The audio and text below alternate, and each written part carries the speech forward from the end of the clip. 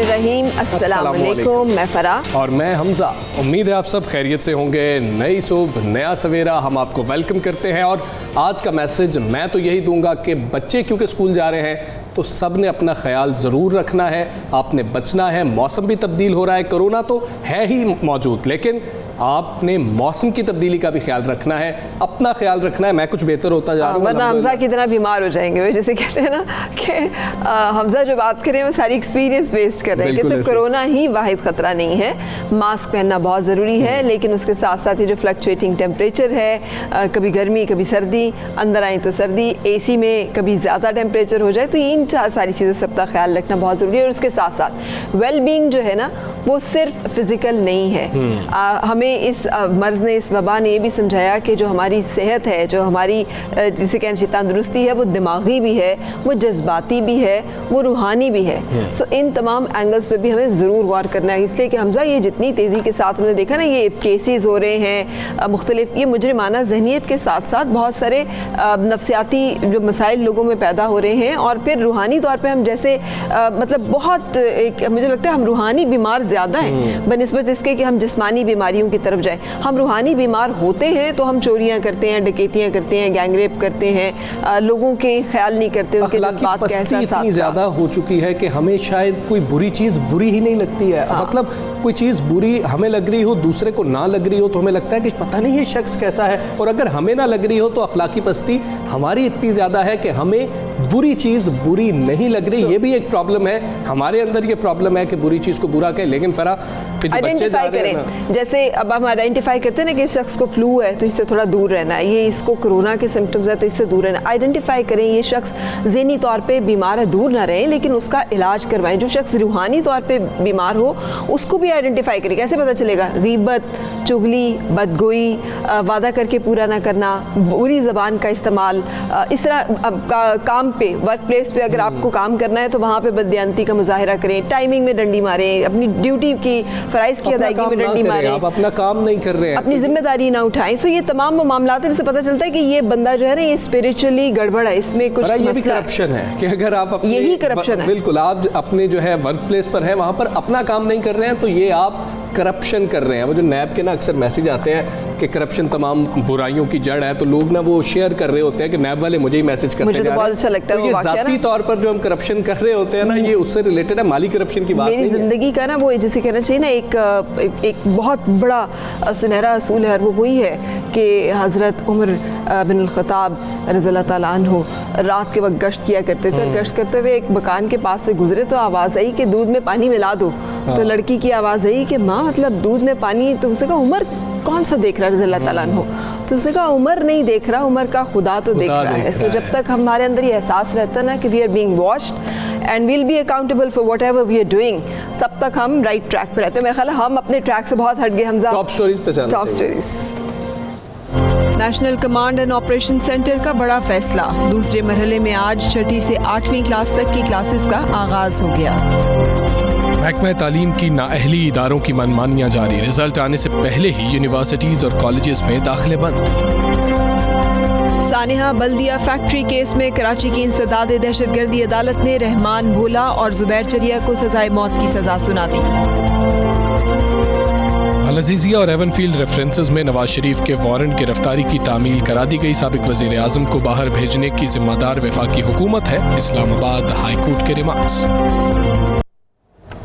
जी तो जनाब, हमारी टॉप स्टोरी तो यही है कि NCOC ने इजाज़त दे दी कि जो मिडिल के बच्चे हैं, जो 6ठी से 8वीं जमात के बच्चे हैं, वो आज से स्कूल पहुंच चुके हैं। अब तक फरा वो पहुंच चुके हैं और इस वक्त काफ़ी बच्चे आपकी तरह के खुश होंगे, मेरी तरह के जो बच्चे हैं वो काफ़ी गमज़दा होंगे, सो भी रहे होंगे, नींद भी। मैं ना एज पेरेंट के तौर पर कंसर्न्स हैं पेरेंट्स के, बच्चों के तो चले बच्चे एक्साइटेड होंगे, तालीमी सरगर्मियों का नुकसान हुआ बिल्कुल सही है, उसके बारे में पूरी दुनिया में एक बेबसी है बिल्कुल सही है, मगर अपने बच्चों की सेहत सेहत और ज़िंदगी से बढ़कर किसी भी वालिदैन को कोई चीज़ अजीज़ नहीं होती। एंड आई एम श्योर कि ये चीज़ जो है हुकूमत के सामने पेश नज़र भी है। देखना ये है कि ये जो फैसले हैं ये कितने देर बाद साबित होते हैं, इसलिए कि पूरी दुनिया में जैसे वेव सेकंड बरतानिया जैसे कह रहे हैं सेकंड वेव आने के बाद उन्होंने अपनी अब समाजी राब्ते दोबारा से उसको महदूद करना शुरू कर दिया है। और पेरेंट्स भी इसीलिए ज़्यादा परेशान हैं। वो यही सोच रहे हैं कि जब बच्चे जाने लगे थे स्कूल तो फिर से दूसरी लहर की बातें आना शुरू हो गई। पहले ये था कि शायद कोरोना ख़त्म हो गया है, चले कम है, लेकिन आज बच्चे स्कूल गए हैं। शहराम तरक्की साहब हमारे साथ मौजूद हैं और उनसे इस पे बात तालीम KPK और उनसे हम जानेंगे कि शहराम तरक्की साहब बताइएगा, NCOC की मंजूरी के बाद स्कूल खुल गए, लेकिन KP में हमने पहले भी देखा था कि कुछ स्कूल्स बंद करने पड़े, तो इस दफ़ा कुछ खास SOPs और भी डिवाइस किए गए हैं या फिर जो पहले से डिवाइस शुदा हैं उनके ऊपर अमल दरामद को ज़्यादा इंश्योर किया जा रहा है, कुछ खास इक़दाम लिए जा रहे हैं? देखिए जी, आज तो कल जो है NCOC में मीटिंग हुई है, उसमें सारे सूबों की मीटिंग जो अपनी कंसेंसस या अपनी कंसर्न्स बताई हैं उसमें तो बिल्कुल क्लियर है, क्योंकि KP अल्हम्दुलिल्लाह कोरोना के हिसाब से काफ़ी बेहतर है, हालात काफ़ी बेहतर हैं, हेल्थ की जो स्टेटिस्टिक्स हैं उसको देखते हुए तो we are comfortable and we are good to go. तो अल्हम्दुलिल्लाह उस पर तो एग्री है, आज से स्कूल खुल जाएंगे। 6, 7, 8 के SOPs हर स्कूल फॉलो करेगा, वो प्राइवेट हो पब्लिक हो, डिस्ट्रिक्ट एडमिनिस्ट्रेशन उसको मॉनिटर करेगी, हमारे इंडिपेंडेंट मॉनिटरिंग यूनिट जो है वो इसको मॉनिटर करेगा, मैं ख़ुद भी करूँगा, एजुकेशन डिपार्टमेंट भी करेगा। तो ओवरऑल एक मल्टीपल चेक एंड बैलेंस का निज़ाम है जिसको मॉनिटर करते हैं। मास्क पहनना, डिस्टेंस रखना, हाथ धोना साबुन के साथ, हैंड सैनिटाइज़र अगर कहीं पे पानी का इशू है या नहीं है या रश है, तो इन सारी चीज़ों को ठीक है। शहराम तरक्की साहब ये बताइएगा कि कोरोना केसेस जब रिपोर्ट हो रहे थे तो पता चला कि NCOC ने सबसे ज़्यादा खैबर पख्तूनख्वा में जो है तालीमी इदारे बंद किए हैं। अब की रिपोर्ट्स क्या हैं? जो मज़ीद सैम्पलिंग की गई उसके मुताबिक अब कितने लोग हैं, कितने असातिज़ा हैं या बच्चे हैं जो कोरोना वायरस में मुब्तला हो चुके हैं? ताज़ा तरीन रिपोर्ट्स क्या हैं? बिल्कुल जी, हमारे अभी जो 9th ग्रेड एंड अबव का जो था उसमें केसेस तो नहीं मुझे जो इन्फॉर्मेशन मिली है उसमें कोई SOPs के फॉलो करने के हिसाब से उसमें कुछ था। तो एक हफ्ते के लिए 5 सरकारी स्कूल और 28 प्राइवेट स्कूल वो बंद किए गए हैं और इंशाल्लाह उसको अभी जैसी वो ड्यूरेशन पूरा होगा तो वो करेंगे। ओवरऑल चीज़ें बेहतर हैं और हम बड़े पॉजिटिव हैं, क्योंकि जो ये पिछले दिनों में जो स्कूल चल रहा है और जो 9th एंड अबव क्लासेस हैं उसमें सारी SOPs फॉलो की जा रही हैं।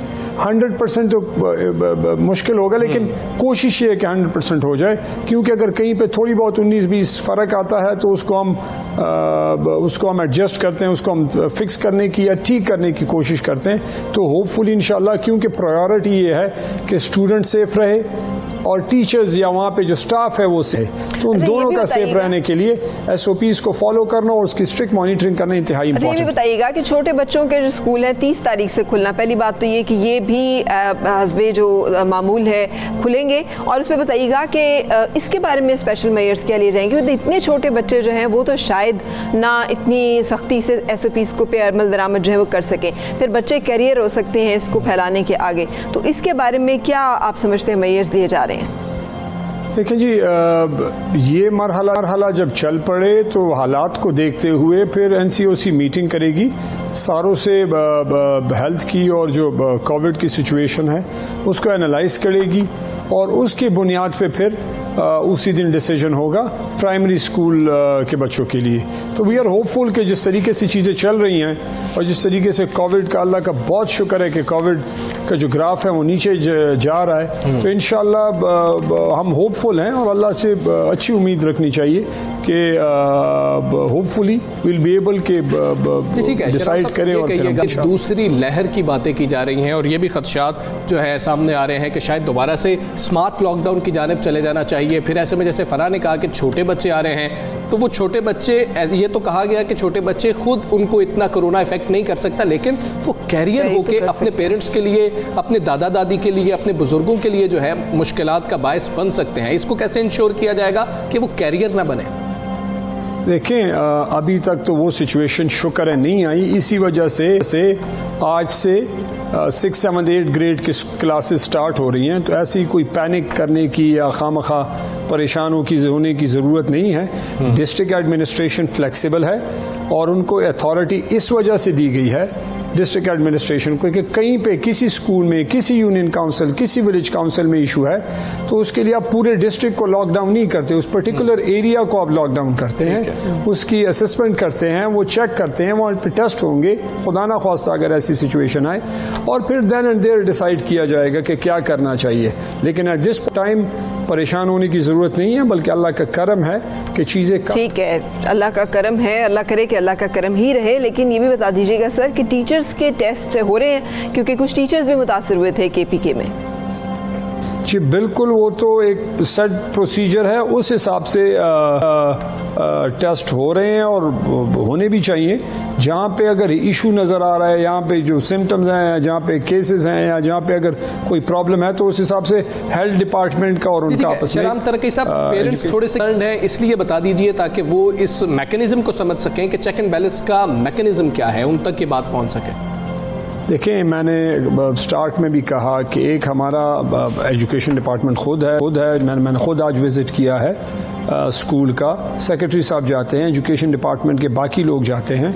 दूसरा, एजुकेशन डिपार्टमेंट के इंडिपेंडेंट मॉनिटरिंग यूनिट है जो बड़ा इफ़ेक्टिवली काम करता है, मैंने उनको भी कल हिदायत कर दी है कि आप भी रेगुलरली SOPs को चेक करें, बाकी चीज़ों के साथ SOP को प्रायोरिटी नंबर 1 पे रखें, तो वो भी कर रहे हैं और उनका बड़ा अच्छा मैकेनिज़्म है। तीसरी बात जो है वो है डिस्ट्रिक्ट एडमिनिस्ट्रेशन, जो कि डिप्टी कमिश्नर है, उनके नीचे असिस्टेंट कमिश्नर्स हैं और बाकी और हमारे EDOs एजुकेशन डिपार्टमेंट के, वो सारे अपने अपने लेवल पे मॉनिटरिंग करते हैं, रैंडम चेक्स करते हैं, रैंडम विजिट्स करते हैं, तो बड़ा अच्छा मैकेनिज्म है उसको मॉनिटर करने का। और सो फार जो 9 एंड अबव क्लास ने किया है तो उसमें बड़े अच्छे तरीके से उन्होंने एक चेक एंड बैलेंस का निज़ाम। शहराम तरक्की साहब हमारे साथ मौजूद थे। सुबह सवेरे पाकिस्तान, सुबह सवेरे पाकिस्तान। पंजाब भी चलते हैं, इस हवाले से हम राय लेंगे और बात करेंगे वज़ीर तालीम पंजाब मुराद राज से। मुराद राज साहब, बताइएगा कि हुकूमत सिंध ने तो 1 हफ़्ते का टाइम मांग लिया है NCOC से, वो फ़िलहाल 6ठी से 8वीं जमात जो है उसको खोलने के फ़ैसले पे नहीं जा रहे, 1 हफ़्ते के बाद खोलेंगे। पंजाब में सूरत हाल किस दर्जे कंट्रोल में है, क्योंकि पंजाब जो है NCOC के फ़ैसले के मुताबिक आज से खोल चुका है स्कूल?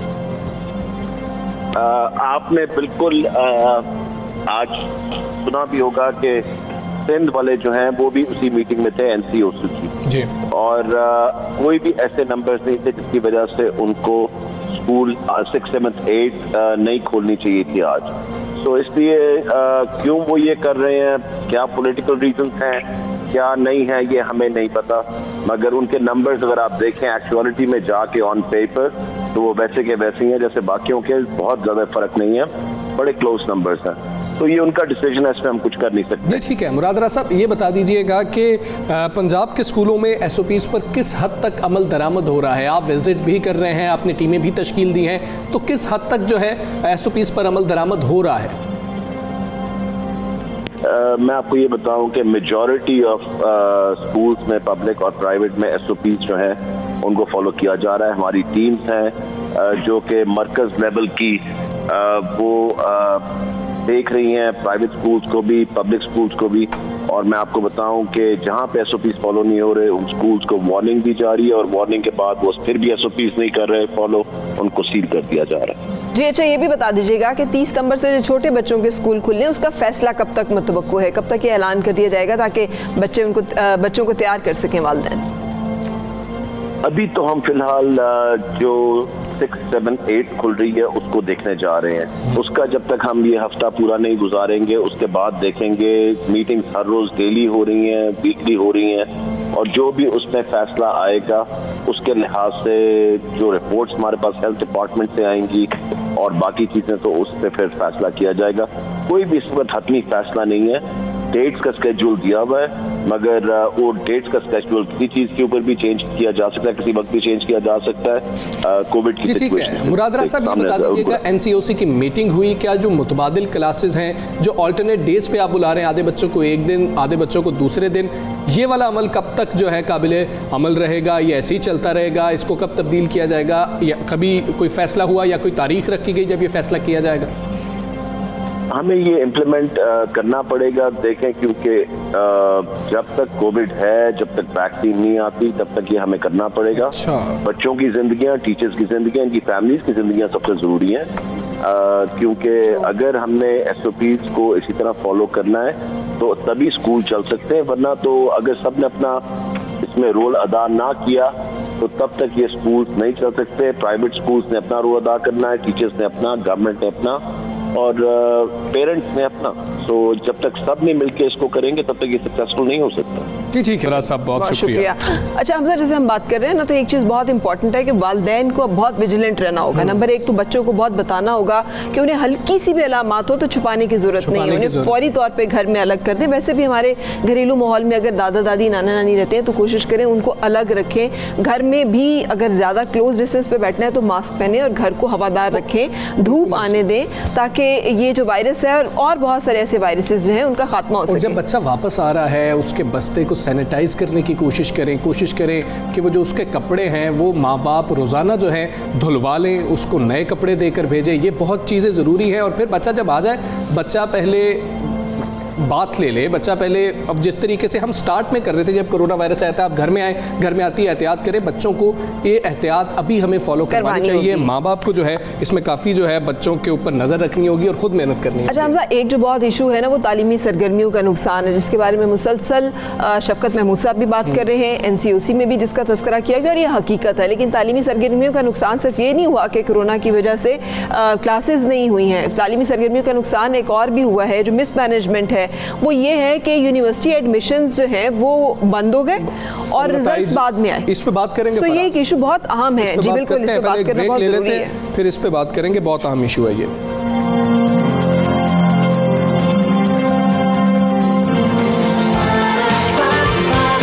सुबह सवेरे पाकिस्तान,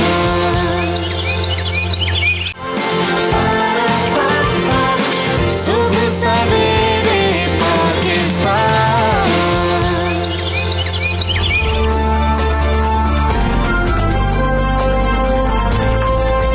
खुशामदीद सुबह सवेरे पाकिस्तान में। And we hope and we wish कि आज जो सारे बच्चे गए हैं स्कूल्स में वो सेहतमंद रहें, तालीमी सरगर्मियाँ और ज़िंदगी का पहिया जो है वो रवा दवा रहे। लेकिन जैसे ब्रेक से पहले मैं और हमजा बात कर रहे थे कि बहुत नुकसान हुआ है तालीमी सरगर्मियों का और स्टूडेंट्स ज़हनी तौर पर इतने गड़मड़ हैं। क्योंकि अगर हम बात करें ना तो ये कैसे हो गया कि दाखिले जो हैं वो बंद हो गए और रिजल्ट्स बाद में आए, जबकि वफाकी वज़ीर तालीम ने चारों सूबों को एक तारीख पर जो है वो इत्तफाक़ राय करके स्कूल और कॉलेजेस खोलने का कहा था। तो ये भी डिसीजन हो जाना चाहिए था कि यूनिवर्सिटीज़ जो हैं वो अपने एडमिशन्स को भी उसी डेट्स को भी तालीमी साल तो ज़ाया नहीं हुआ, कोशिश भी की गई तालीमी साल ज़ाया ना हो, लेकिन जो तालीमी साल का दौरानिया था वो तब्दील हुआ, रिज़ल्ट लेट हुए, लेकिन एडमिशन्स हो गए, बच्चों के नताइज नहीं आए थे, नताइज आए तो मुख्तलिफ मुश्किलात का सामना करना पड़ा। एक और इशू भी है इसके साथ जुड़ा हुआ और वो ये है कि फेडरल बोर्ड जब CIEs के रिजल्ट्स आए थे ना तो भी मैट्रिक के बच्चे जो है वो ये कह रहे थे कि आप लोग तो है ना कैम्ब्रिज सिस्टम में तो आपकी तो होगी सुनवाई।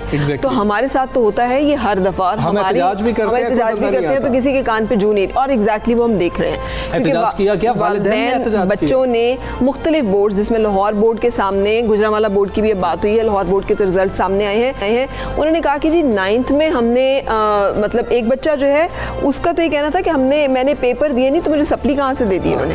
और फिर ये भी कहा कि अगर 9th में सप्ली थी तो वही मार्क्स जो है वो आगे मैट्रिक में कर दिए। उर्दू का जो मजमून है उस पर बहुत ज़्यादा सवालात उठ रहे हैं कि इतने कम नंबर बच्चों को दे दिए गए। खैर इस तरह के मसाइल तो हैं ही। हमारे साथ इस वक्त मौजूद है क्या ये जानेंगे, राजा यासिर मयूं साहब मौजूद हैं, सूबाई बराए हायर एजुकेशन पंजाब हैं। राजा साहब बहुत शुक्रिया। यूनिवर्सिटियों में दाखिलों के मामले पर पहले बात कर लेते हैं कि दाखिले हो गए, नताइज आए नहीं थे। इस वक्त जो है तलबा और उनके जो वालिदैन हैं वो एहतजाज कर रहे हैं कि ये क्या मामला हुआ कि तालीमी साल बचाया जा रहा है या तालीमी साल जो है हमारा फिर से मर जाएगा, गंवाया जा रहा है। जी यूनिवर्सिटीज़ के वाइस चांसलर से हम रिक्वेस्ट कर रहे हैं क्योंकि नताइज में थोड़ी ताख़ीर हो गई है तो वो एडमिशन्स को ओपन रखें और जो यूनिवर्सिटीज़ पंजाब के एम्बेट में आती हैं उनको ज़रूर हम रिक्वेस्ट कर रहे हैं और मेक श्योर करेंगे कि कोई ना कोई रिलीफ भी दें वो इस सिलसिले में। बिल्कुल सही, लेकिन सर इंटरनेशनली ये बात पहले ही डिस्कस हो रही थी कि जब रिजल्ट्स आएंगे तो यूनिवर्सिटीज़ के एडमिशन्स क्लोज हो चुके होंगे, तो बच्चों के तालीमी साल को कैसे बचाना है। इस मसले के हल के लिए कोई पॉलिसी भी बनाई जा रही है कि किसी तरह से इस तरह के मसाइल जो उनको एक ही दफ़ा एड्रेस किया जाए, लॉन्ग टर्म जो पॉलिसी मेकिंग की जाए सारे इश्यूज़ को सामने रखते हुए? बेसिकली जी ये हायर एजुकेशन कमीशन जो है वो डायरेक्ट करती है यूनिवर्सिटीज़ को इन मामलात पे, लेकिन जो यूनिवर्सिटीज़ हुकूमत पंजाब के एम्बेट में आती हैं हम उनसे ये रिक्वेस्ट कर रहे हैं और एज सच पॉलिसी डायरेक्शन ही समझ लें गवर्नमेंट की तरफ से कि वो कोई टाइम दें स्टूडेंट्स को जिनके रिजल्ट्स ताख़ीर का शिकार कोई ऐसी मरबूत पॉलिसी क्यों नहीं आ जाती निजी यूनिवर्सिटीज़ और सरकारी यूनिवर्सिटीज़ के लिए? एक ही टाइम फ्रेम हो, एक वक्त तो जब दाखिले खुल जाए, एक ही वक्त तो जब दाखिले बंद हो जाए, लिस्टें लग जाए और तालीमी साल का आगाज़ हो जाए। कोई कभी खोल लेता है, कभी बंद कर देता है। जी नहीं, यूनिवर्सिटीज़ जो हैं वो इंडिपेंडेंट बॉडीज़ होती हैं और कानून के तहत उनको ये इख्तियार हासिल होता है कि अपने फ़ैसले खुद करें, अपने टाइम टेबल्स भी खुद एडजस्ट करें। एक जनरल गाइडलाइन ज़रूर प्रोवाइड की जाती है, लेकिन यूनिवर्सिटी को आप किसी स्कूल की तरह रन नहीं कर सकते, ना ही गवर्नमेंट बहुत ज़्यादा इंटरफेरेंस करती है, ना करने चाहिए। इंटरनेशनली ऐसे नहीं होता, तो हम उनको एक जनरल गाइडलाइन ज़रूर दे रहे हैं कि यार आप इनको अकोमोडेट करने की कोशिश करें और टाइम सिमिलर रखें, लेकिन मैं ये कतई नहीं कह सकता कि हम उनको मजबूर।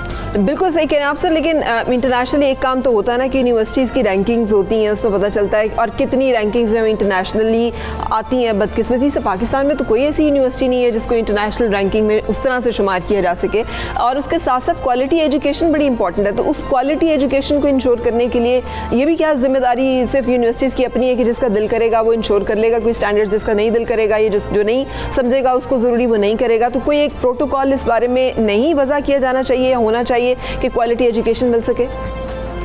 ये बड़ा अहम सवाल है। हायर एजुकेशन में क्वालिटी जो है वो अटमोस्ट उसकी सबसे ज़्यादा इंपॉर्टेंस है, और जब तक क्वालिटी आप ठीक नहीं करेंगे, क्वालिटी ग्रेजुएट्स पैदा नहीं करेंगे, तो एम्प्लॉयबिलिटी नहीं बढ़ेगी। और हमने जो अपने वाइस चांसलर्स हैं उनको क्लियर इंस्ट्रक्शंस दी हैं कि आप जो इंटरनेशनल रैंकिंग्स हैं उनके जो क्राइटेरिया उसको मीट करने की कोशिश करें। अपनी उनकी जो परफॉर्मेंस को हम जज करेंगे और जो KPIs हमने बनाए हैं उसमें एक बड़ा अहम जो जुज़्व है वो ये है कि उनकी रैंकिंग कितनी इंप्रूव होती है। अब जो क्वालिटी रैंकिंग्स हैं वो इंप्रूव करने के लिए जो भी पैरामीटर्स हैं बहुत सारे हैं, उसमें स्टूडेंट टू टीचर रेशियो है, PhDs कितने हैं, कितनी वायरिंग करते हैं, रिसर्च कितनी करते हैं, बहुत सारे और चीज़ें हैं। तो जब ये आप इंप्रूव करते हैं तो ऑब्वियसली क्वालिटी भी यूनिवर्सिटी के ऊपर जाती है और आपके जो ग्रेजुएट्स आप पैदा करते हैं वो भी बेहतर होते जाते हैं। तो एक लॉन्ग टर्म प्रोसेस है, लेकिन हमने उसको एक सही डायरेक्शन पे ऑलरेडी डाल दिया है और कुछ ना कुछ आपको अभी जो गुज़िश्ता QS रैंकिंग्स आई हैं उसमें नज़र भी आने शुरू हो गए हैं। अच्छा, मैट्रिक के नताइज के हवाले से कुछ सवाल जो हैं करने की इजाज़त चाहेंगे सर आपसे। ये बताइएगा, वालिदैन मुसलसल एहतजाज कर रहे हैं, 6 माह के इंतजार के बाद अचानक मैट्रिक के रिजल्ट्स आए और उसमें इतनी डिस्क्रिपेंसीज हैं, इतने उसमें इश्यूज़ हैं, वो बहुत सारे लोग तो ये एलिगेट कर रहे हैं और इल्ज़ाम है उनका कि रीचेकिंग के लिए फ़ीस बटोरने का एक बहाना या तरीका है कि अब वालिदैन का ये शिकवा हुकूमत से, आप इस बारे में क्या कहेंगे? जो मैट्रिक के वालिदैन को प्रॉब्लम्स आ रही हैं, मैं चेयरमैन जो हैं बोर्ड के उनसे मेरी आज भी डिस्कशन हुई है कि उसको ज़रा देखें और क्यों ये प्रॉब्लम्स आई हैं, और अगर ये बहुत ज़रा बड़े स्केल पे हो गया, उसकी मैंने तहकीकात का ऑर्डर किया, तो फिर हम डेफिनेटली कोई पॉलिसी भी शायद लानी पड़े क्रॉस। जी ठीक है, बहुत शुक्रिया आपका। राजा यासिर हुमायूं साहब हमारे साथ मौजूद थे। वो कह रहे थे कि गैर यकीनी की सूरत हाल थी। अगर इस दफ़ा के मामलात को देखा जाए तो कोरोना की वजह से पूरी दुनिया डिस्टर्ब हुई है, मामलात डिस्टर्ब हुए हैं। जैसे अभी आप देख लें, अभी हमारी हुकूमतें ये फैसला नहीं कर पा रही एक वक्त पर कि कब स्कूल खोलने चाहिए, कब नहीं खोलने चाहिए, तो उसके कुछ फैक्टर्स भी हैं। लेकिन आपने देखा कि वो जो कैम्ब्रिज है उन्होंने फिर बच्चों को ग्रेड असेसमेंट से के ऊपर ही ले गए, उन्होंने वो अपना क्राइटेरिया पूरा चेंज कर दिया बच्चों के एहतजाज के बाद। यहाँ पर भी बच्चे मुतालबा कर रहे हैं कि हमें कहा गया था कि ग्रेस मार्क्स देंगे, तो फिर ग्रेस मार्क्स क्यों नहीं दिए जा रहे? सो बच्चों के ये जो इशूज़ हैं ये अहम हैं, इसलिए कि ये हमारी आने वाली नस्ल है, ये हमारा ख्वाब है, ये हमारा रोशन मुस्तकबिल है और उनके ये अहम तालीमी मदारिज हैं। इस परेशानी को दूर करना बहुत ज़रूरी है। बिल्कुल सही। सुबह सवेरे पाकिस्तान, सुबह सवेरे पाकिस्तान। अगली स्टोरी की जानिब चलते हैं। फरा, बहुत अहम स्टोरी है पूरे पाकिस्तान के लिए बहुत अहम है, दिल दुखाने वाली स्टोरी, और ख़ास तौर पर कराची वालों के लिए या जो हम बात कर रहे हैं उनके लिए तो ऐसा है कि फ़ैसला आ गया और अभी वो सोच रहे हैं कि जो फ़ैसला आया है उसके मुताबिक क्या उनके जो ज़ख्म थे उन पर मरहम जो है रखा जा सका है कि नहीं। हम सानिया बल्दिया का जिक्र कर रहे हैं, फैक्ट्री केस बिलाखिर 8 साल बाद मंतकी अंजाम को पहुँच गया। अच्छा, इसके जो इसके टर्म्स है ना वो बड़े इंपॉर्टेंट हैं। जो सज़ा सुनाई गई वो फैसला आप सबके सामने है। रहमान भूला और ज़ुबैर शरिया को 264 अफराद के कत्ल के वजह से 264 मरतबा सज़ाए मौत जो सुनाई गई है, लेकिन जाँ भाग अफराद के वर्सा को 2-2 लाख रुपए देने का हुक्म भी दिया गया है। मुजरिमों को भत्ताखोरी के इल्ज़ाम में 10-10 साल कैद और 1-1 लाख रुपए जुर्माना जो है वो दिया गया है। रऊफ सिद्दीकी, हसन कादरी, डॉक्टर अब्दुल सत्तार और अदीब खानम के खिलाफ इस्तिगासा जुर्म साबित नहीं कर सके, चारों को बाइज्जत बरी कर दिया। हालांकि ये इस पे इल्जामात जो है वो हम अभी आपको बताते हैं आए थे। और मफरूर मुल्जिम जो है हमाद सिद्दीकी, जो कि तंजीम कराची जो तंजीम है MQM की, उसके सरबराह थे, जिनके के ऊपर मेन एलिगेशन था कि उनके हुक्म के ऊपर ज़ुबैर शरिया ने ये वारदात की थी दहशतगर्दी की। उनके और अली हसन के दायमी वारंट गिरफ्तारी जो है वो जारी कर दिए गए हैं। अगर आपको इल्म हो तो इसके जो तफ्तीश के मराहिल हैं वो भी बड़े पेनफुल रहे, बिल्कुल ऐसे, इसलिए कि सितंबर 2012 को कराची में बल्दिया फैक्ट्री में केमिकल डालकर आग लगा दी गई। 250 अफराद 260 अफराद जो हैं इसमें जिंदा जल गए, 50 अफराद झुलसे। मुकदमा दर्ज किया गया और फिर उसके बाद जो मुकदमा है ना उसमें बहुत सारे टर्न्स एंड ट्विस्ट आते रहे। मुकदमा पहले ये कहा गया कि शॉर्ट आग लगी है, आग लग गई, बाद में कुछ मालूम हुआ। अब इस पूरे दौरानिये में 8 साल का ये जो लंबा अरसा है इसमें 3 तफ्तीशी अफसरान तब्दील हुए और 4 सेशन जजेस ने समात से माजरत कर ली कि हम ये समात नहीं कर सकते हैं। 6 सरकारी जो वकला थे उन्होंने धमकियों के बायस ये मुकदमा छोड़ दिया था, इतना अहम ये केस था। और अब ये चीज़ तो साबित हो गई कल के फैसले से कि दहशत गर्दी का ये वाकया था, ये टर्न अराउंड आया था जब रेंजर्स ने एक JIT जो है वो पेश की थी, जो इस वाकये के 2.5 बरस बाद बनाई गई, जिसमें जो इसकी रिपोर्ट 5 साल बाद आई, जो कि सिंध हुकूमत के ऊपर भी एक बड़ा सवाल है कि इतना अरसा ये तफ्तीश में क्यों ये रुकावटें आती रही, जिसमें बताया गया। रिजवान कुरैशी ने आके रेंजर्स की तहवील में था, उसने रिजवान कुरैशी ने आके ये बयान दिया कि मैंने दीगर जो मामलात थे उनके साथ ये सानिया बल्दिया वाला मामला भी था, जिसके बाद ये मामला फिर से उठ गया और अब कल ये फैसला है। इसी पर बात करेंगे। सीनियर तज्जियाकार मज़हर अब्बास साहब हमारे साथ हैं। मज़हर अब्बास साहब, बहुत शुक्रिया आपके वक्त का। अस्सलाम वालेकुम। मज़हर अब्बास साहब, कहिएगा क्या इंसाफ मिल गया उन लोगों को जिन्होंने ज़िंदगियां खो दी, उनके चाहने वालों को, और क्या ये समझ लिया जाए कि ये मामला इधर ही ख़त्म हो गया और जो कल्प्रिट्स थे, जो असल मुजरिमान थे, उनको सज़ा मिल गई? देखिए, अदालत का फैसला आया है, 270 सफ़हात पर मुश्तमिल है।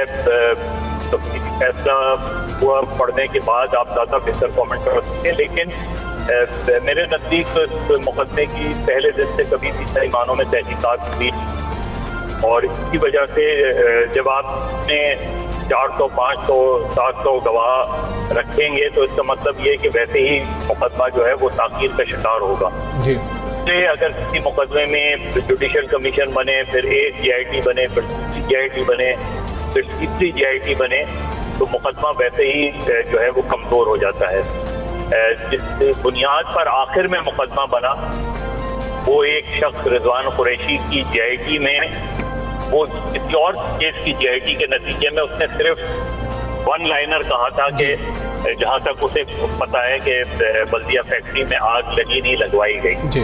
उसकी बुनियाद पर जो है ये मुकदमा खड़ा हुआ और आगे बढ़ा और फिर इतने सालों बाद जब फैसला हुआ तो उसको फैसला तो कह सकते हैं, मेरा नहीं ख्याल कि वो इंसाफ मिल पाया।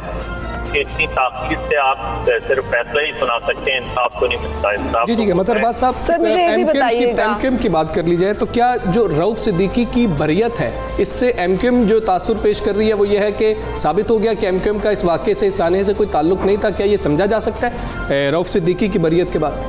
देखिए, रऊफ सिद्दीकी साहब की हद तक तो ये कहना दुरुस्त होगा, इसलिए कि पूरे केस में रऊफ सिद्दीकी साहब का रोल जहां उनको, लेकिन हमाद सिद्दीकी तो थे ना सर, वो जो है वो इश्तिहारी दायमी वारंट उनके हैं, लेकिन वो तो काबिल इस वक्त गिरफ्त में नहीं आए। पहले बात तो मुकम्मल कर लेने दिया करें ना देखो।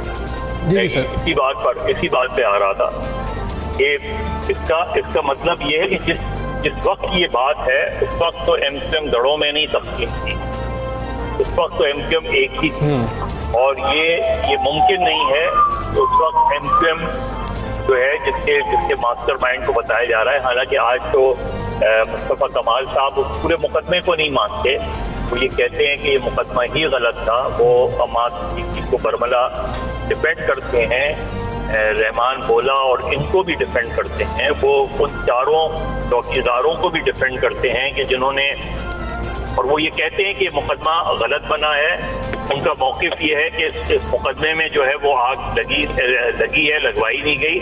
लेकिन MQM जो है वो मेरा ख्याल है फैसल सब्ज़वारी ने जिस हवाले से बात की, अगर वो ये कहते हैं कि इस मुकदमे से MQM का कोई ताल्लुक नहीं है तो वो गलत कहते हैं। ठीक। इस मुकदमे से MQM का बराह रास्त ताल्लुक था, कम से कम इस केस की हद तक तो वो नजर आता है। यानी चाहे वो मास्टरमाइंड हो, चाहे वो 2 लोग हों जिनको सजाए मौत हुई, और चाहे रऊफ सिद्दीकी साहब हो। अब उसमें सिर्फ रऊफ सिद्दीकी साहब को बरियत दी है, बाकी जो लोग हैं उनका ताल्लुक MQM से जाहिर है। अगर रहमान बोला MQM का सेक्टर इंचार्ज था तो आप उसको कैसे डिनाई कर सकते हैं? दुरुस्त, बिल्कुल। लेकिन आज की MQM के बारे में तो वो कह सकते हैं कि 22 अगस्त 2016 को जो MQM पाकिस्तान आई उसका कोई ताल्लुक नहीं, लेकिन 2012 में जो MQM थी उसकी बुनियाद पर तो मुकदमा ही बनाए। सर ये भी बताइएगा कि वो जो पुलिस की तफ्तीश के ऊपर भी तो एक बड़ा सवालिया निशान है कि पहले से आम वारदात करार दिया गया, फिर 2.5 साल बाद JIT ने कहा ये दहशतगर्दी की वाक़यात है। तो वो जो एक रोल पुलिस के ऊपर भी और फिर हुकूमत के ऊपर भी उठता है कि इतने अरसे में, जैसे आपने खुद कहा कि इतने लंबे गवाह, ये सारा प्रोसेस जो है इसकी जिम्मेदारी किसके ऊपर आयद होगी? नहीं, वो तो जाहिर है। जब देखिए सिंध गवर्नमेंट वहाँ मौजूद है, सिंध पुलिस मौजूद है, सिंध पुलिस की तहकीकात जो है वो सामने है। अगर तहकीकात सही मानों में होती तो ये मुकदमा बहुत पहले जो है मंतकी अंजाम तक पहुँच जाता। लेकिन चूँकि इसकी तफ्तीश नहीं हुई, उस वक्त बहुत से मामला थे। 2012 में पीपल्स पार्टी और MQM इत्तेहादी थे। 2013 में MQM गवर्नमेंट से अलग हुई। उस दौरान जो दबाव आया पुलिस के ऊपर या वकीलों के ऊपर या प्रोसिक्यूटर के ऊपर, वो हम सब के सामने है। लेकिन उसके बाद की 2013 के बाद की हमें नहीं नजर आता कि सही मानों में तहकीकात करवाई गई हों किसी भी इदारे से। इसमें बहुत से लूपहोल्स हैं, लेकिन मुझे बदकिस्मती से नजर ये आ रहा है और खदशा ये है कि जब ये मामला अपील में जाएगा तो कहीं जिनको सजाएं हुई हैं वो भी बरी ना हो जाए। अच्छा, ठीक है, अच्छा, बहुत शुक्रिया। अपील में मामला जाएगा तो मामला एक तो लटक जाएगा, दूसरा उन्होंने खदशे का वही इजहार किया है कि शायद उनको एक नजर डाल लेते हैं सोशल मीडिया पे। कल ट्वीट की इस बारे में फैसल सब्ज़वारी ने, और उन्होंने इस ट्वीट में जिन ख्यालात का इजहार किया वो भी आपके सामने हम लेके आएंगे, जिसको जवाब दिया फिर सईद गनी साहब ने। और इस तरह से एक तकरार जो है वो इन दोनों रहनुमाओं की सोशल मीडिया पर हुई। सो फैसल सब्ज़वारी ने अपनी ट्वीट में क्या कहा ये इस वक्त आपके सामने है। पहले अली हैदर जैदी साहब की ट्वीट जो है ये आपके सामने है, जिसमें उन्होंने इस वाक़े के ऊपर जो है वो अपने ख्यालात का इजहार किया। बिल्कुल, उन्होंने कहा कि जो जिन्होंने हुक्म दिया था वो बच गए। अली जैदी ने ये मामला उठाया कि बल्दिया सानहे के लिए, बल्दिया वाक़े के लिए जिन लोगों ने हुक्म दिया वो बच गए, और जिन्होंने अमल किया उसके ऊपर ये अमल करवाया उन लोगों को आज सज़ा सुना। फैसल सब्ज़वारी ने इसी तरह से कहा कि ये बरियत जाहिर करता है कि हम जो मुल्ज़िम इसका MQM से कोई ताल्लुक नहीं। और सईद गनी साहब ने उसका जवाब दिया कि जो हुक्म देने वाले थे उनके बारे में भी कुछ बताइए। तो जिस पे जवाब दिया गया कि फिर आप जो है बताएं कि उज़ैर बलोच और उन तमाम लोगों को ब्लेम गेम दोनों साइड से जारी रही है और उसके ऊपर बात हुई है। आगे आरिफ निज़ामी साहब सीनियर तज्ज़ियाकार हमारे साथ मौजूद है, उनसे बात कर लेते हैं। अस्सलाम वालेकुम, बहुत शुक्रिया। निज़ामी साहब, क्या आप समझते हैं कि इस फैसले से जो आया है मुतासरीन को इंसाफ मिल गया है या अभी कुछ मामलात बाकी हैं, हुक्म देने वालों को सज़ा देना बाकी है?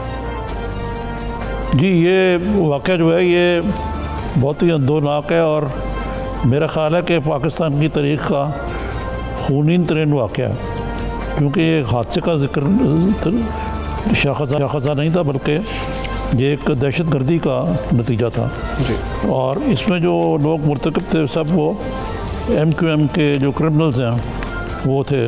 अजीब नाम थे, को बोला, को टुंडा, को ये वो फलाना। अब वो सारे मोजीज़ बन गए सूट पहन के। लेकिन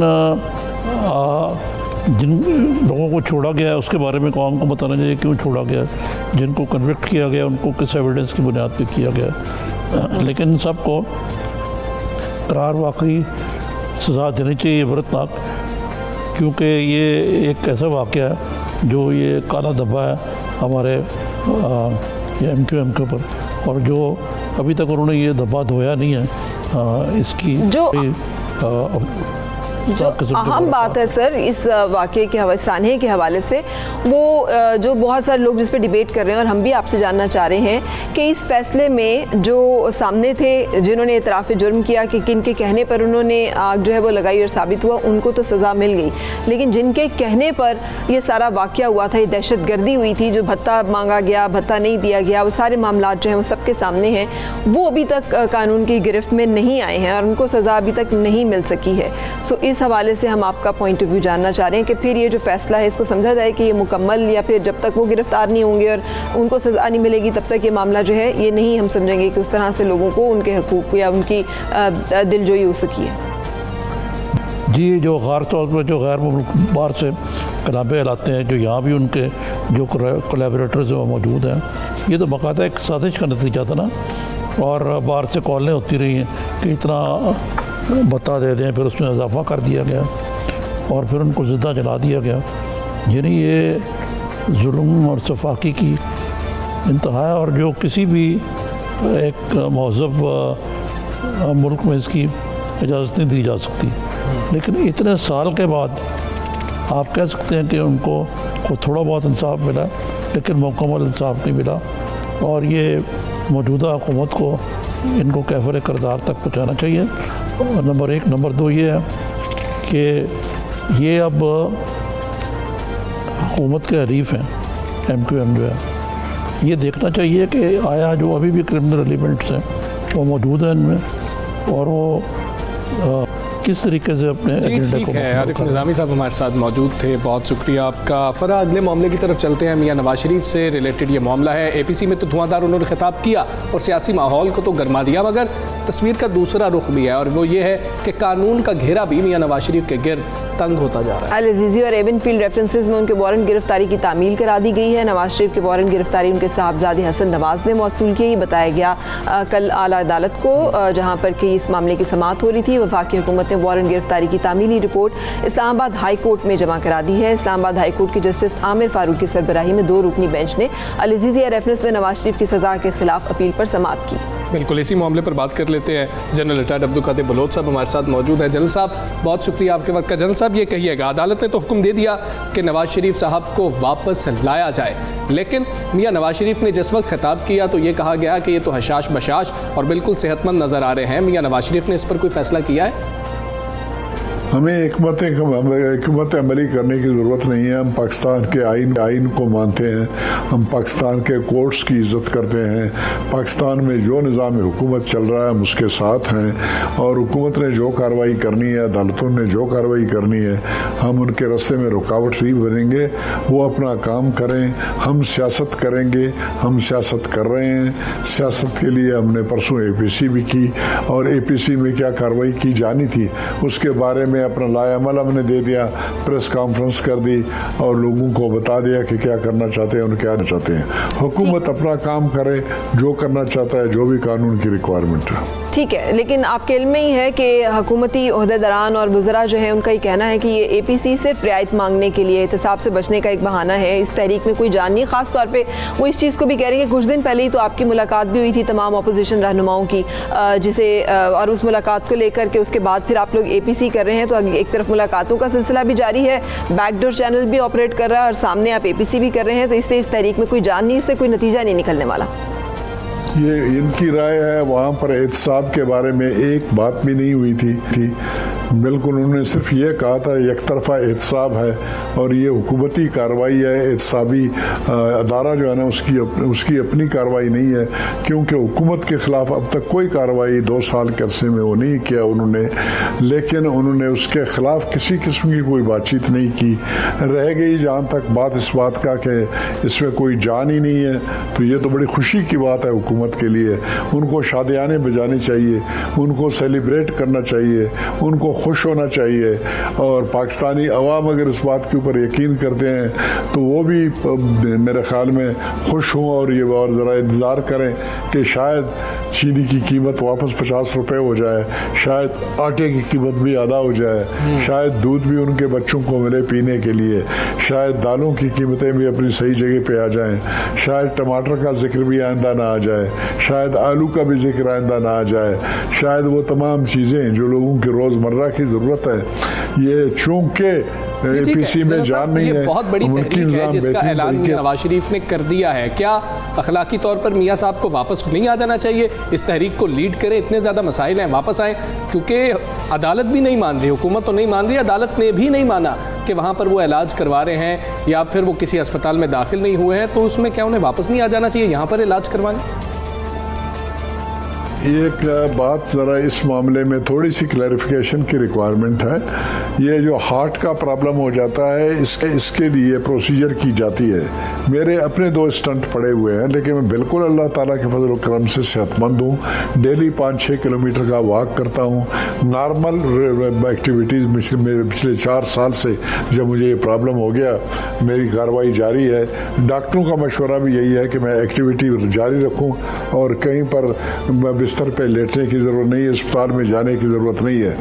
रह गया जब पाकिस्तान में इलाज करने का और बाहर इलाज करने का, मियाँ साहब ने लास्ट टाइम जो अपने हार्ट का प्रोसीजर किया। जनरल साहब बहुत शुक्रिया, आप हमें वक्त दे रहे थे। ब्रेक के लिए रुकेंगे और उसके बाद फिर मुलाकात।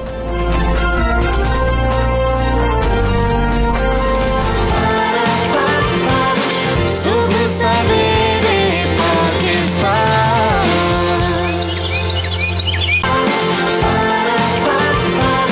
सुबह सवेरे पाकिस्तान।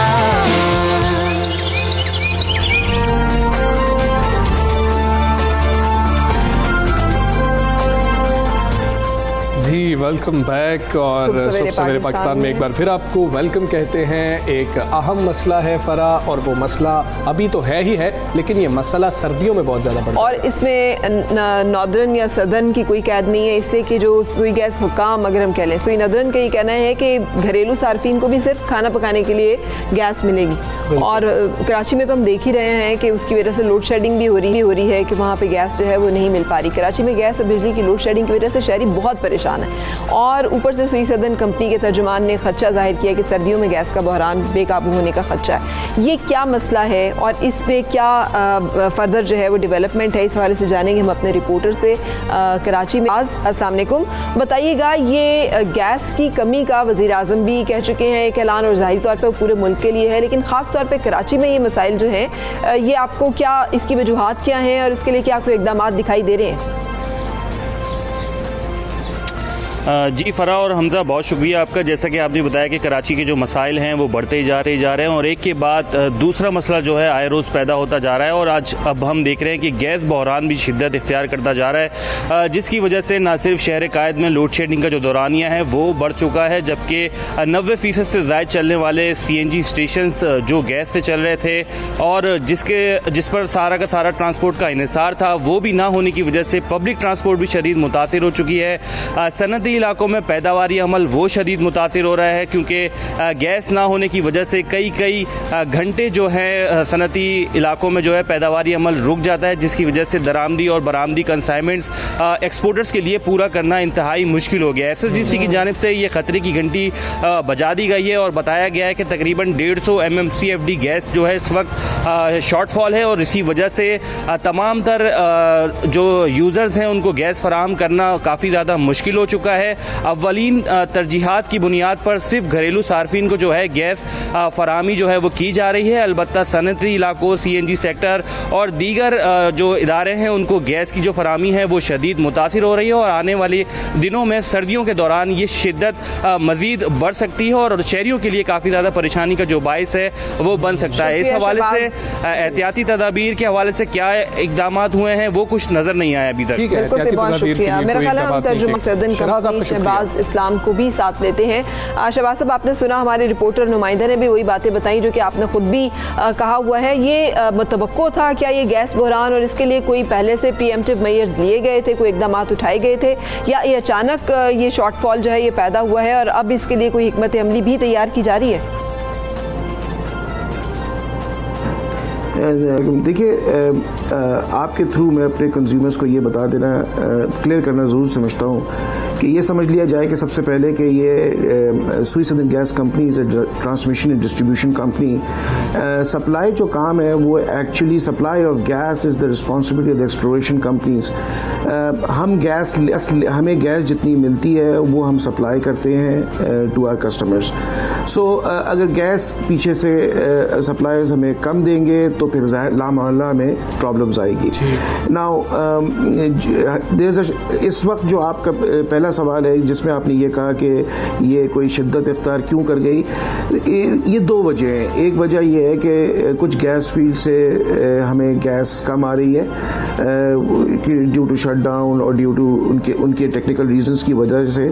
दूसरा, ईयर टू ईयर जो डिप्लीशन है गैस फील्ड का वो भी है। सो ये कॉम्बिनेशन ऑफ द टू है और अब हम ये समझते हैं कि हालात बेहतर हो जाएंगे जैसे गैस फील्ड में वो इश्यूज़ जो टेक्निकल इश्यूज़ हैं वो सॉल्व होंगे तो गैस की तस्हील बेहतर हो जाएगी। लेकिन it is a combination of the two कि कुछ गैस फील्ड डिप्लीट भी हो रही हैं और कुछ टेक्निकल इश्यूज़ भी हैं।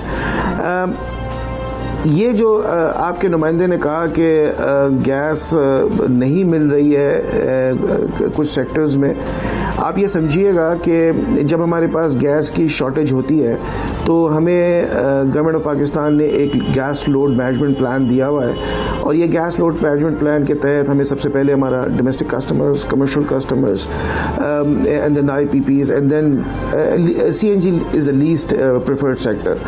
तो जब भी और ये लोड मैनेजमेंट प्लान हमें गवर्नमेंट ऑफ पाकिस्तान ने दिया हुआ है, we have to follow that load management plan. So जैसे ही आपके पास गैस की शॉर्टेज आती है हम इसको मैनेज करने की कोशिश करते हैं। हम आज भी CNG सेक्टर बंद नहीं किया हुआ है, हमने उसको मैनेज करने की कोशिश कर रहे हैं। हम लोड शेडिंग नहीं करते, हम लोड मैनेजमेंट करते हैं।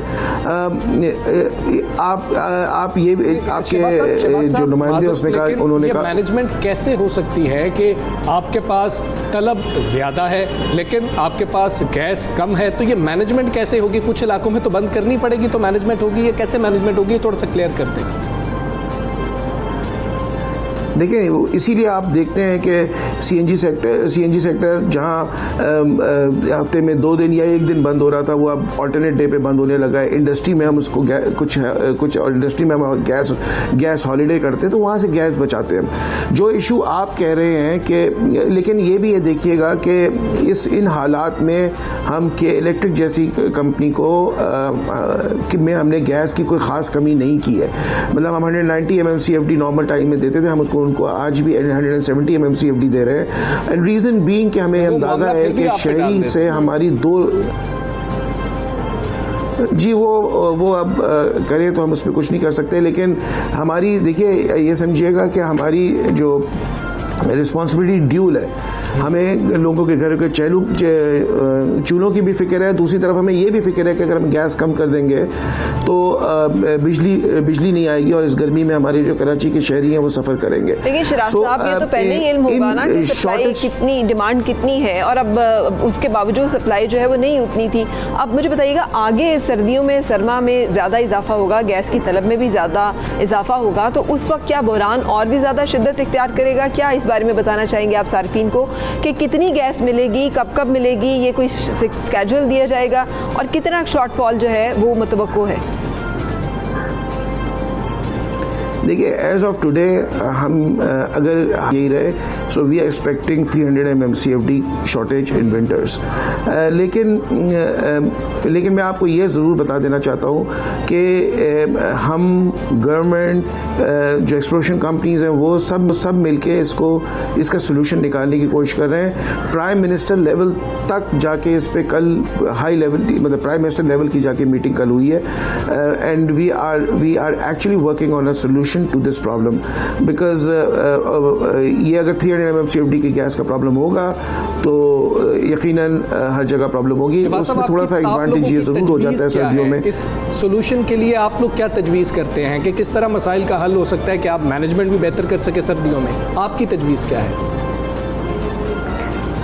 देखिए, फौरी इलाज तो इसका RLNG है कि RLNG की कंजम्पशन बढ़े थोड़ी सी यहाँ पे, लेकिन अगेन अभी मैं आपको, चूँकि ये अभी एक डिस्कशंस हो रही हैं, तो दिस इन डिटेल पे मैं इस पर कमेंट नहीं करूँगा, लेकिन इस वक्त फौरी हल इस वक्त इज़ RLNG। ठीक है। अच्छा, मुझे ये भी बता दीजिएगा कि ये फायर फाइटिंग तो चल ही रही है हमारी मुसलसल, मतलब प्री एम्प्टिव, आप जैसे अगर एक्सपर्ट बैठे हुए हैं तो पहले से अंदाज़ा तखमीना क्यों नहीं लगाया जा सकता कि इतनी सप्लाई की डिमांड है और इतना जो है वो सप्लाई हमें चाहिए, और अगर वो नहीं हो रही तो पहले से उसके बारे में कोई मंसूबा साजी की जाए, बजाय इसके कि वज़ीर आज़म ये कहें कि गैस का बहुत बड़ा बहरान आने वाला है। वो हमें ये बताएं कि गैस के बहरान को कैसे डील किया जा रहा है। देखिए, ये मेरा एरिया नहीं है जो आप सवाल कर रही हैं, क्योंकि supply is not my responsibility. लेकिन हैविंग सेड दिस, देखिए, हम अपनी जो डिमांड होती है, कंस्ट्रेंट डिमांड, वो बता देते हैं। लेकिन इस वक्त जो शॉर्टेज हुई है, मैंने आपको बताया कि इसमें कोई 60 MMCFD गैस तो सिर्फ इस वजह से शॉर्टेज हुई है क्योंकि ये एक टेम्प्रेरी फेज़ है। कोई प्रॉब्लम, टेक्निकल प्रॉब्लम्स आई हैं जो कि इंशाल्लाह हम ये एक्सपेक्ट करते हैं कि 2-4 दिन में सही हो जाएंगी। तो वो तो दिस इज, और ये कोई भी बिजनेस में आपको शुक्रिया आपका, मौजूद थे सुई सदन के तर्जुमान थे। फराम लुब्बे लुबाब यही है कि मैनेजमेंट कर रहे हैं लेकिन गैस की शॉर्टेज है और आवाम को फ़िलहाल जो है इस मुश्किल को अपने ऊपर लेना होगा। अच्छा, इसमें लेकिन थोड़ा सा एक चीज़ हमारी जिम्मेदारी भी है, वो ये है कि हम इसराफ से काम ना लें। हम बहुत ज़्यादा चीज़ों के अंदर, मतलब अब सिर्फ इसलिए नहीं कि लोड शेडिंग होनी है, इस सोच के साथ बिजली भी बचाएं, इस सोच के साथ गैस भी बचाएं कि और बहुत सारी जगहों पे उसका इस्तेमाल ज़्यादा ज़रूरी हो सकता है। अपने अप्लाइंसेस को चेक करें, हर वक्त जो गीज़र चलता रहता है, हर वक्त जो हीटर चलता रहता है, कुछ उसका ऑल्टरनेट प्लान करें, कैसे आपने अपने घरों को महफूज भी रखना है, गर्म भी रखना है, खाना भी बनाना है। लग्जरी में फ़र्क करना सीख जाएं कि ये हमारी ज़रूरत है और ये लग्जरी है, इसको ज़रूरत कौम जो हम बहुत ज़्यादा चीज़ें ज़ाया करते हैं ना, मेरा ख्याल है कि मुसलसल आने वाले बहरान हमसे भी इंडिविजुअली भी तकाजा कर रहे हैं कि गवर्नमेंट तो करे सो करे, लेकिन हम लोग इनफरादी तौर पर भी अपना किरदार अदा करें कि हम भी बचत करें, हम भी चीज़ों में इसराफ से ना काम लें। सुबह सवेरे पाकिस्तान, सुबह सवेरे पाकिस्तान।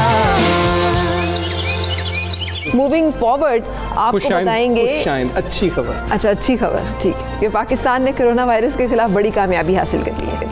पाकिस्तानियों के लिए ये अच्छी खबर है कि मुल्क में कोरोना वैक्सीन के तीसरे मरहले के क्लिनिकल ट्रायल का आगाज़ हो गया है। वज़ीर आज़म के मुआविन ख़ुसूसी बराए सेहत और कोविड-19 के फोकल पर्सन डॉक्टर फैसल सुल्तान कहते हैं कि पाकिस्तान उन गिने चुने ममालिक में शामिल हो चुका है जहाँ कोरोना वायरस के इलाज के लिए वैक्सीन के ट्रायल का आगाज़ हो चुका है। और इस हवाले से हम बातचीत करेंगे डॉक्टर अताउर रहमान से, जो कि हमें बताएं कि मज़ीद तफसीलात। डॉक्टर, क्लिनिकल ट्रायल जो है इसका आगाज़ हो चुका है, तीसरे मरहले का क्लिनिकल ट्रायल। तो पहले तो ये तीसरे मरहले के क्लिनिक, जिसके 2 मराहिल जो है पहले चाइना में हो चुके हैं, इसके बारे में हमें बताइएगा कि कितना खुशाइंद और हौसला अफजा, कब तक हम उम्मीद रखें? कुछ अब तक के पहले 2 मरहलों के नताइज कुछ खुशाइंद हैं, कोई तीसरा मरहला जो है ये कब तक हम देखेंगे कि मुनत्तज होगा किसी वैक्सीन की तैयारी की सूरत में?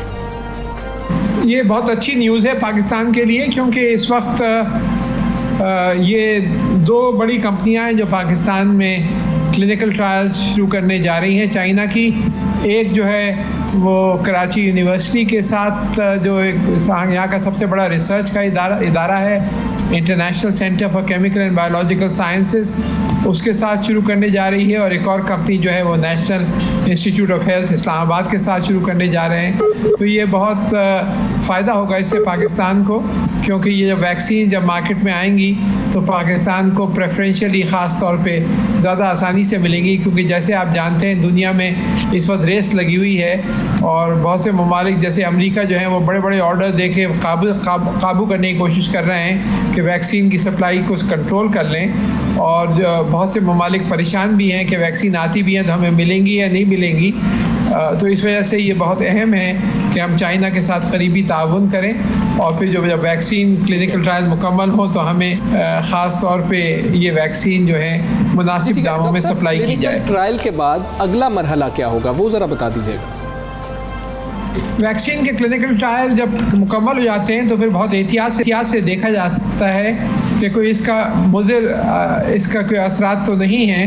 क्योंकि वैक्सीन जो है वो सब कामयाब नहीं होती, कुछ वैक्सीन जो हैं ख़तरनाक भी हो सकती हैं, क्योंकि ये जो है जितनी वैक्सीन्स हैं ये सेहतमंद अफराद को दी जाती हैं, और सेहतमंद अफराद को कोरोना वायरस की वैक्सीन देने से अगर वो पूरी तरीके से उसको ठोक बजा के नहीं देख लिया गया हो कि ये वैक्सीन जो है ये इसमें कोई ख़तरा नहीं है, तो उससे उल्टी बीमारी भी पैदा हो सकती है। तो इस वजह से ये phase 1, phase 2, phase 3 clinical trials किए जाते हैं, उनके रिज़ल्ट्स को बहुत एहतियात से एग्ज़ामिन किया जाता है, और फिर जो ड्रग रेगुलेटरी अथॉरिटीज़ होती हैं जिस मुल्क में बनाई गई है, चाइना में, अमेरिका में, जर्मनी में, जहाँ भी, तो वो जब उसको अप्रूव कर लेती हैं तो फिर दूसरे ममालिक में फिर ये इसकी इजाज़त दी जाती है। तो ये बहुत ज़रूरी है कि ये सारे सेफ गार्ड्स हों, वरना ख़तरा भी होता है। वैक्सीन ऐसी जिसके पूरी तरीके से उसके सेफ्टी फीचर्स को नहीं देखा गया हो और क्लिनिकल ट्रायल्स पूरे नहीं गए हों, तो उससे ख़तरा भी पैदा हो सकता है। बिल्कुल सही। डॉक्टर साहब, आप टास्क फोर्स के सरबराह भी हैं और आपने NIH का जिक्र किया। NIH की बेसिक जो रिस्पॉन्सिबिलिटीज़ थी उसमें वैक्सीन बनाना भी था, लेकिन बदकिस्मती से कुत्ते के काटने की वैक्सीन हो या सांप की काटने की वैक्सीन हमें दस्तयाब नहीं होती, उस तरह से मिल नहीं पा रही होती। एलर्जी वैक्सीन जो हैं वहाँ तक ही सिर्फ महदूद है काम। तो कोई ऐसा इदारा हमारे पास है जो आलमी सतह की रिसर्च कर सके और पाकिस्तान जो है उसका भी कोई किरदार और रोल इसमें हो सके? हम कहाँ खड़े हैं इस रिसर्च एंड टेक्नोलॉजी की फील्ड में? पाकिस्तान में एक इदारा है जो कराची यूनिवर्सिटी में Jamilur Rahman centre for genomics research, जिसमें लेटेस्ट इक्विपमेंट लगी हुई है, और इसमें इसकी साख्त जो है जो वायरस की वो मालूम हो सकती है कि इसका स्ट्रक्चर क्या है। तो ये बहुत अच्छी फैसिलिटी है, ये वाहिद फैसिलिटी है जहाँ लेटेस्ट सीक्वेंसिंग फैसिलिटीज़ मौजूद हैं। इसके अलावा कराची यूनिवर्सिटी में ही पाकिस्तान का पहला नेशनल सेंटर फॉर वायरोलॉजी जो है वो कायम हुआ है। वो international centre for chemical and biological sciences के अंदर है। Panjwani centre for molecular medicine का हिस्सा है, और इसके अंदर जो लेटेस्ट वायरस की रिसर्च है वो भी हो रही है। साथ साथ जो हमारे टास्क फोर्स ने बहुत से काम किए हैं, उसमें इसके स्ट्रक्चर डिटर्मिनेशन के अलावा वेंटिलेटर्स का मैन्युफैक्चर वो भी पाकिस्तान में अब शुरू हो गया है। जो टेस्टिंग है उसकी फैसिलिटीज़ को बढ़ाना, तो लाहौर में पंजाब फॉरेंसिक साइंस एजेंसी को इक्विपमेंट दी गई, उनकी कैपेसिटी बढ़ाई गई। इसी तरह कराची यूनिवर्सिटी में एक लेबॉरेटरी कायम की गई है जिसमें लेटेस्ट फैसिलिटीज़ हैं, बायो सेफ्टी लेवल 3 फैसिलिटीज़, इसकी टेस्टिंग की फैसिलिटीज़ हैं, और भी बहुत सारे मुल्क में काम किए गए हैं इसी तरीके से। इसी तरह अब क्लिनिकल ट्रायल्स बहुत सारे किए जा रहे हैं मुख्तलिफ ड्रग्स पे, हमारे टास्क फोर्स के तहत ही, जिसके तहत देखा जा रहा है कि कौन से ड्रग्स कामयाब होते हैं या नहीं। तो पिछले 2-3 महीने में बहुत तेज़ी से काम हुआ है, और ख़ास तौर पे जो पॉलिसीज़ हम देते रहे हैं हुकूमत को, जिसको फॉलो किया गया है, और वो पॉलिसीज़ बहुत कामयाब रही हैं, जिसमें शुरू में लॉकडाउन था, बाद में स्मार्ट लॉकडाउन के लिए जो हम एडवोकेट करते रहे। और पाकिस्तानी यूनिवर्सिटीज़ की बात की जाए तो पाकिस्तानी यूनिवर्सिटीज़ जो है तहकीक के मामले में, मरहले में, रिसर्च के मामले में कितना हेल्प कर सकती हैं? आप HEC के चेयरमैन भी रहे, क्या हुकूमत को इकदाम उठाने की ज़रूरत है कि हमारी यूनिवर्सिटीज़ इतनी अच्छी रिसर्च करें कि पाकिस्तान को फ़ायदा हो? मेरे ख्याल से हमें सबसे पहले कोशिश करनी चाहिए कि बैनुल अक़वामी मायार के ऊपर हमारी सारी यूनिवर्सिटीज़ आएँ। अभी हाल में पिछले हफ्ते प्राइम मिनिस्टर ने इफ्तिताह किया है पाकिस्तान ऑस्ट्रियन यूनिवर्सिटी जो हमने कायम की है। ये हरीपुर हज़ारा में है, और इसमें 8 बैनुल अक़वामी यूनिवर्सिटीज़ शरीक हैं, कोलैबोरेट कर रही हैं, और जिसमें से 5 चाइनीज़ यूनिवर्सिटीज़ हैं और 3 ऑस्ट्रिया की यूनिवर्सिटीज़ हैं। तो ये मुल्क की पहली टॉप क्लास यूनिवर्सिटी होगी जिसमें बेहतरीन मायार होगा, और जिसमें बाहर के इम्तिहान होंगे और बाहरी की डिग्रीज़ भी दी जाएंगी पाकिस्तानी डिग्रीज़ के अलावा। तो इस तरह का पूरा जाल फैलना चाहिए पाकिस्तान में यूनिवर्सिटीज़ का। कुछ हमारे पास अच्छे सेंटर्स ऑफ एक्सीलेंस हैं, इनको मजबूत करना चाहिए। और जो प्रोग्राम मैंने शुरू किया था HEC के तहत, जिसके तहत कोई 11,000 स्टूडेंट्स को बाहर PhD के लिए भेजा था और फैकल्टी मजबूत की जा रही थी, वो और बहुत से दूसरे प्रोग्राम जो हैं जो मेरे जाने के बाद ख़त्म हो गए थे, उनको दोबारा बहाल करने की ज़रूरत है, ताकि हम वो सफ़र जारी रखें जो हमने शुरू किया था आला तालीम को मजबूत करने का, और जिसके नतीजे में आज हिंदुस्तान से पाकिस्तान कहीं आगे बढ़ गया है। 30% हम आगे हैं अब आला पब्लिकेशंस की बैनुल अक़वामी जर्नल्स में पर कैपिटा बेसिस पर। सन 2001 में हम 400 पीछे थे और अब हम तकरीबन 30% हिंदुस्तान से आगे बढ़। ठीक हो गया, ये तो रिसर्च एक अच्छी के बात है जो कि उन्होंने बताई और अल्लाह करे कि ये सफर इसी तरह से जारी रहे। ब्रेक के लिए रुकेंगे और उसके बाद फिर मुलाकात।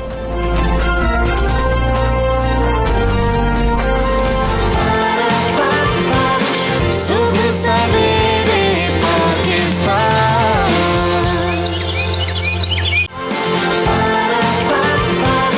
सुबह सवेरे पाकिस्तान।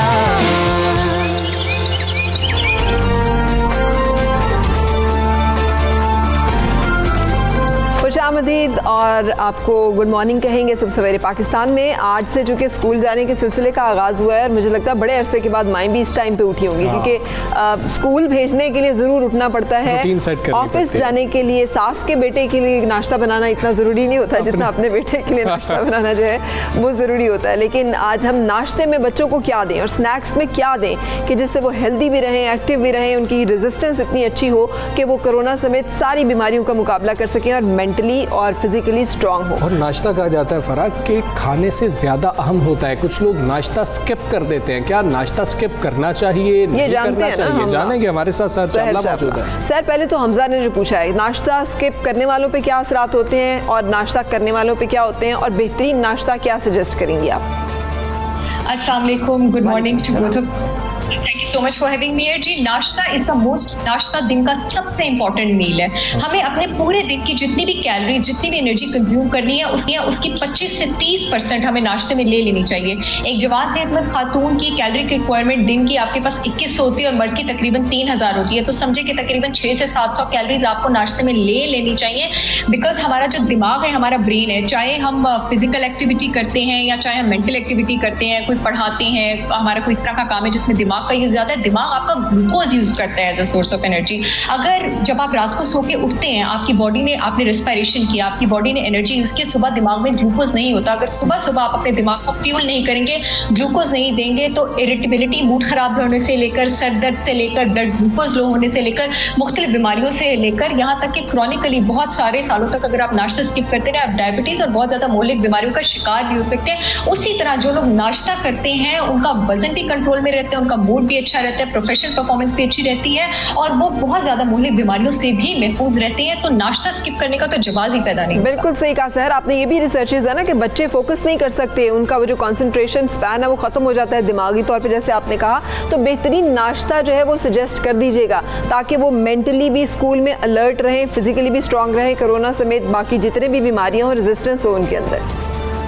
जी, मैं एक जनरलाइज बात ही फर्क करना चाहूंगी कि चाहे बच्चे हो बड़े हो, आपके पास नाश्ता, क्योंकि दिमाग आपका ग्लूकोज यूज करता है as a source of energy, आपको अपने नाश्ते में 3 चीजों का ख्याल रखना है। एक आपको फाइबर लेना है, एक आपको प्रोटीन लेना है और एक आपको विटामिन और मिनरल लेने हैं। माओ को मैं कहूंगी कि जरूर ख्याल रखें कि बच्चों को सुबह सुबह नाश्ता प्रोटीन किसी भी फॉर्म में, चाहे वो आप उनको ड्राई फ्रूट की फॉर्म में दें, चाहे आप उनको अंडे की फॉर्म में दें, आप उनको चिकन की फॉर्म में दें, चाहे आप उनको सीड्स, सनफ्लावर सीड्स की फॉर्म में दें, उनको प्रोटीन जरूर दें ताकि पूरा दिन जब बच्चे स्कूल में भागते दौड़ते हैं, जो मसल है उसका प्रोटीन डैमेज होता है, मसल ने अपने आप को रिकवर करना होता है। तो अगर आपने बच्चों को नाश्ते में हैवी प्रोटीन दिया है, मसल का टेयर नहीं होगा, मसल डैमेज नहीं होगा, वो अपने आप को रिकवर करेंगे। इससे अलावा फाइबर से भरपूर नाश्ता दें। फाइबर में आपके पास सफेद आटे की नहीं, चक्की के आटे की रोटी भी आ सकती है, जौ का दलिया भी आ सकता है, डिफरेंट तरह के फल और सब्जियां भी, फल और सब्जियों का जूस नहीं, फल और सब्जियां भी आ सकते हैं। फाइबर जो है वो आपके जिस्म में, जिसको कहते हैं जरान रखता है, बहुत आपकी जो खाने की मूवमेंट है स्टमक से स्लो कर देता है, आपका पेट ज्यादा देर तक भरा रहता है, बैड कोलेस्ट्रॉल लेवल्स भी कम रहते हैं, तो आपको बार बार जो है वो भूख नहीं लगती है। और इसके अलावा आपका जो हाजमे का सिस्टम है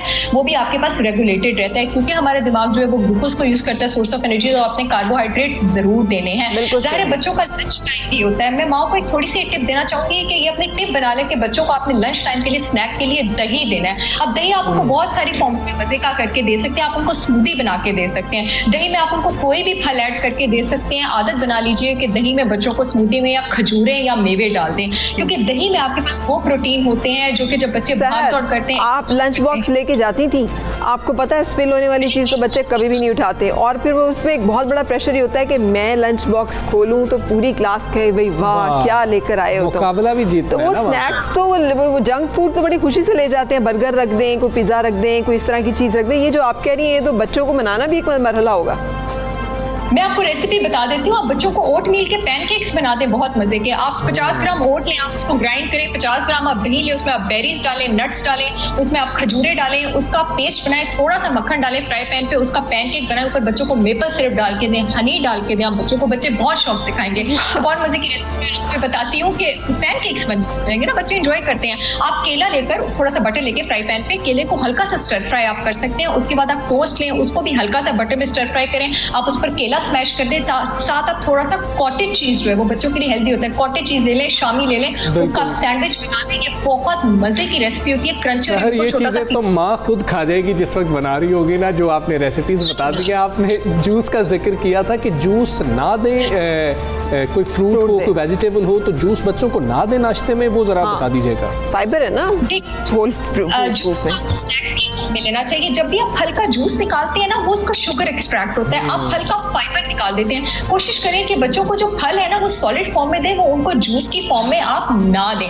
क्योंकि जूस की फॉर्म में खाली शुगर एक्सट्रैक्ट होता है। तो हमने फाइबर से फायदा उठाना होता है। तो जब फाइबर से फायदा उठाना होता है तो उसके लिए फल को सॉलिड फॉर्म में खाना जरूरी है। बच्चों को आप जो भी ओटमील पैनकेक्स बना के देती हैं या अंडा पराठा देती हैं, उनके लिए बहुत हेल्दी है। या शामी का सैंडविच देती हैं, आपके पास यहाँ जो एक दो मैंने रेसिपीज बताई, उसके साथ कोशिश करें लंच बॉक्स से एक छोटे से हिस्से में फ्रूट जरूर रखते हैं, या दही और फ्रूट का बहुत मजे का स्मूदी बना दे, थोड़ा सा शहद और वेनिला एसेंस उसमें डाल के, बच्चों को लगेगा वो आइसक्रीम शेक पी रहे हैं, थोड़ी सी डार्क चॉकलेट डाल के। अच्छा, वेरी गुड। तो लगे हाथों जरा जो सास का बेटा उसके लिए भी बता दें कि बड़े लोग जो हैं अगर वो नाश्ता कर रहे हो तो क्या उनको भी अंडा पराठा हर रोज खा लेना चाहिए? जो कहते हैं अंडा हर रोज खाना नहीं चाहिए, कोलेस्ट्रॉल बढ़ जाता है, ये इसके बारे में भी वजाहत कीजिए। अच्छा, I am so glad Farah आपने क्वेश्चन पूछा। अंडा खाने से किसी भी हेल्दी बंदे का रोज 2 होल एग खाने से कोलेस्ट्रॉल नहीं बढ़ता, ये मिथ है। प्लीज नाजरीन, जितने भी हार्ट हेल्दी न्यूट्रिएंट्स हैं, vitamin A, C, E, D, omega 3 fatty acids, वो अंडे की जर्दी में होते हैं। अंडे की जर्दी जाया मत किया करें। बड़ों के लिए अंडा पराठा बिल्कुल रिकमेंडेड है, प्रोवाइडेड कि जो पराठा है, आटा है आपके पास होल व्हीट है, और या फिर आप उसमें ऑलिव ऑयल, कोकोनट ऑयल या देसी घी यूज करें। अगर आप दिल या ब्लड प्रेशर के मरीज नहीं है, बेफिक्र होकर रोज 2 अंडे खाएं, इसकी जिम्मेदारी मैं लेती हूँ। और अगर दिल के मरीज हैं भी तो भी 1 अंडा आप रिलैक्स होकर खा सकते हैं। अंडे में आपके पास वो प्रोटीन होता है जिसको आप एनाबॉलिक कहते हैं, यानी वो आपके मसल के डैमेज पूरा दिन रिपेयर करता है, पूरे दिन की शुगर क्रेविंग्स रोकता है। अंडा मस्ट है, अंडा जरूरी है। अंडे की तीसरा एक जो तबका होता है ना घर में, हमने बात की ली, वो है नाना नानी दादा दादी, उनके लिए भी कुछ तजवीज़ कर दें कि एक ऐसा अब अगर अम्मा ने बनाना है वो 3 मुख्तलिफ नाश्ते ना बनाए, एक नाश्ता जो सबकी ज़रूरत को पूरा कर दे। उनके जो 60 साल से ज़्यादा के लोग हैं, उनके नाश्ते में क्या चीज़ ज़रूरी है? अच्छा, जो 60 साल से ज्यादा के लोग हैं उनके नाश्ते में सबसे ज्यादा फाइबर जरूरी है, क्योंकि उनका इम्यून सिस्टम कम होता है। हमारा इम्यून सिस्टम हमारा ना बड़ी आंत का बैक्टीरिया कंट्रोल करता है। फाइबर उस बैक्टीरिया को, गुड बैक्टीरिया के रेशो को हाई रखता है। आपने वही जो ओट निकाला है बच्चों के पैनकेक्स के लिए, उसी ओट में आप थोड़ा सा प्लांट बेस्ड मिल्क, यानी ओट मिल्क, गाय बकरी का नहीं, oat milk, coconut milk, almond milk लेकर वो आप उनका दलिया बना दें। उसमें आप थोड़ा सा सेब डाल दें, थोड़े से बेरीज डाल दें, एक आप उसमें आप खजूर और मेवे ना डालें, आप थोड़ा सा शहद डाल दें, थोड़े से सीड्स डाल दें, उसमें पम्पकिन सनफ्लावर सीड्स, उससे बड़ों को गैस नहीं होती है। तो ये नाश्ता आप उनके लिए बना दें, उन्हीं अज्जा से डिफरेंट रेसिपी हो गई आपके पास। जिन लोगों को ये शिकायत होती है कि उन्हें भूख ही नहीं लगती, सुबह नाश्ते में कुछ खाने को दिल ही नहीं करता, वो 11-12 बजे जाकर उन्हें लगता है कि कुछ खा लेना चाहिए, उनके लिए भी तजवीज़ करें। क्या वो ये सही है, क्या वो ज़बरदस्ती खुद को फोर्स करके भी कुछ खाएं सुबह नाश्ते में?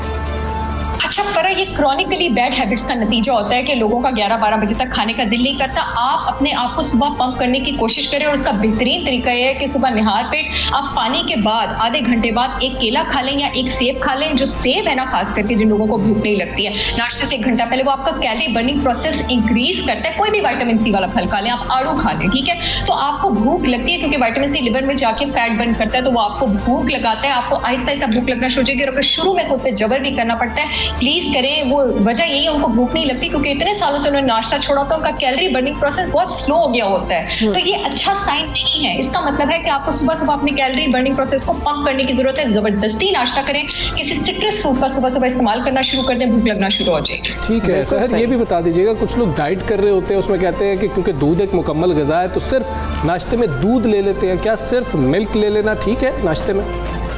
बिल्कुल गलत। हमारे पास लैक्टोज इंटॉलरेंट यानी जो दूध का शुगर है उसको ना टॉलरेट करने वाली पॉपुलेशन 65% है पाकिस्तान में, इतनी ज्यादा है। तो दूध तो आपको सुबह लेना ही नहीं चाहिए, दूध आपको रात को लेना चाहिए। और दूध कंप्लीट मील नहीं है, क्योंकि मैंने आपको कहा है दूध में आपके पास ठीक है प्रोटीन भी होता है, विटामिन भी होते हैं, मिनरल्स भी होते हैं, कार्बोहाइड्रेट्स भी होते हैं, दूध में फाइबर नहीं होता और इसी वजह से लोगों को गैस होती है। मैंने अभी अपनी पिछली डिस्कशन में आपको कहा है कि सुबह फाइबर लेना जरूरी है ताकि पूरा दिन आपको गैस ना हो। अगर आपने दूध लेना है सुबह सुबह तो कोई प्लांट बेस्ड मिल्क लें और उसको फाइबर के साथ लें, यानी उसको जौ के दलिए के साथ आप लें, ओट के साथ लें, तब आपको गैस नहीं होगी। वरना दूध नाश्ते के लिए खाली दूध रिकमेंडेड नहीं है। दूध का जो आइडियल इस्तेमाल होता है वो रात होता है सोने से पहले। बिल्कुल सर, थोड़ी सीड थेरेपी के बारे में भी बता दीजिएगा। ये जो फ्लैक्स सीड्स, तिल, इन चीजों का भी इस्तेमाल।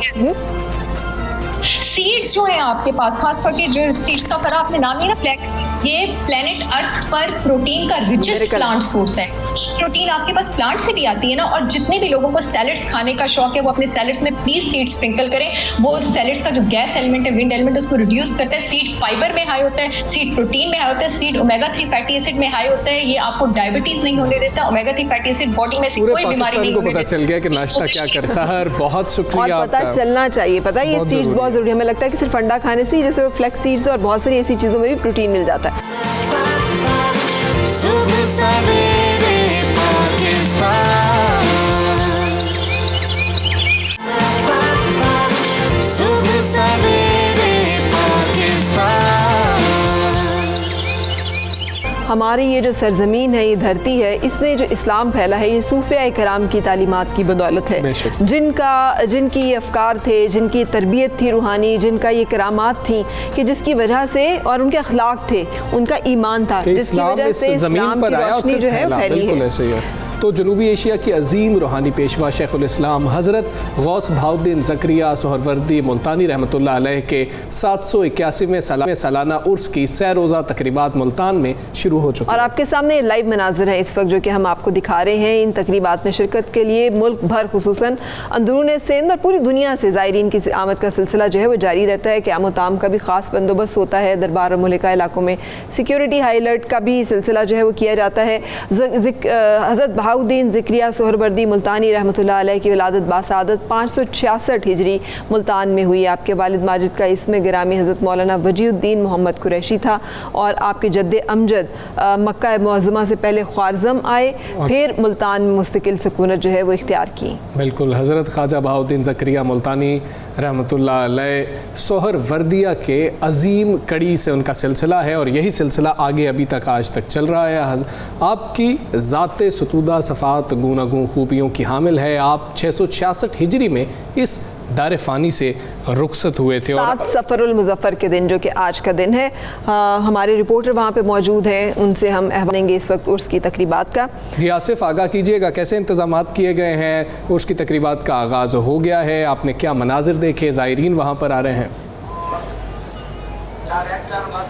जी बिल्कुल, देखिए बरसगीर पाको हिंद के अजीम रूहानी शेखुल इस्लाम गौस हज़रत बहाउद्दीन ज़करिया मुल्तानी का जो 781वां उर्स मुबारक है, उनकी 3 रोज़ा जो तकरीबात है उनका बाकायदा तौर पर आगाज़ हो चुका है। शहज़ादा नशीन दरगाह आलिया वज़ीर ख़ारजा मखदूम शाह महमूद कुरैशी ने बाकायदा तौर पर मज़ार शरीफ को गुस्ल देकर अर्के गुलाब के पत्तों से जो मज़ार शरीफ को गुस्ल दिया गया और चादर पोशी की गई।